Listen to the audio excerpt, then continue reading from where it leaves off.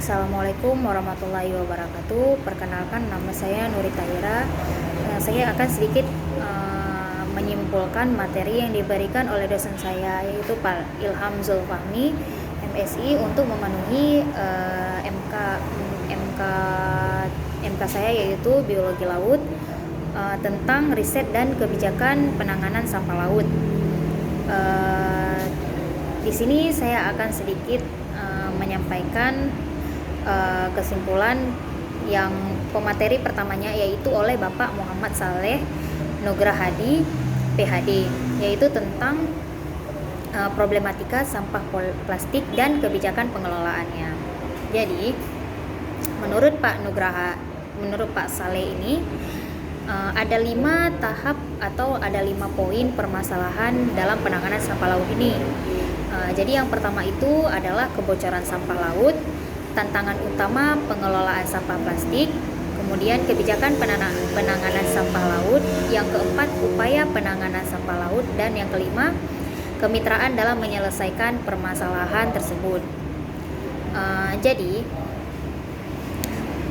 menurut dari dilihat data yang sudah diambil, potensi kebocoran sampah laut di Indonesia itu bisa berkisar antara 6,5 juta ton yang mencemari laut.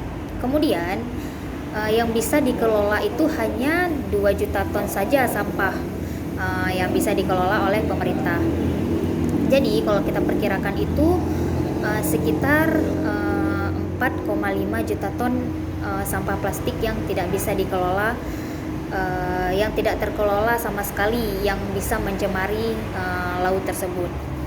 Kemudian ada beberapa tantangan utama dalam pengelolaan sampah laut di Indonesia. Itu yang pertama, keterbatasan pembiayaan. Keterbatasan pembiayaan ini bisa berupa alokasi anggaran sangat minim. Itu bisa rata-rata 2,6% saja dari APBD idealnya, yaitu 5%. Jadi sangat sedikit. Kemudian tidak adanya mekanisme balik modal dalam mengelola sampah plastik ini. Tidak ada modal yang dikeluarkan itu, tidak ada timbal baliknya, tidak ada balik sama sekali yang berkelanjutan dari pengelolaan sampah laut ini. Kemudian minimnya investasi dan teknis meningkatnya kebutuhan pelayanan kebersihan. Tidak ada masyarakat pemerintah yang meninvestasikan alat-alat kebersihan. Kemudian yang kedua ada performa daerah, di mana di sini masih rendahnya tingkat pemilahan dan pengumpulan sampahnya itu sangat minim, masih rendah. Habis itu kurangnya integritas pengumpulan di masyarakat dan sistem Pemdanya. Kemudian sistem penghargaan terhadap daerah belum memberikan hasil yang konkret. Jadi tingkat masyarakat untuk peduli terhadap lingkungannya atau tentang sampah yang tidak bisa dikelola itu sangat minim masih. Kemudian keterbatasan lahan. Keterbatasan lahan ini teridentifikasi hampir seluruh kota metro besar dan sedang akan kehabisan lahan dalam penampungan sampah pada tahun 2025 mendatang.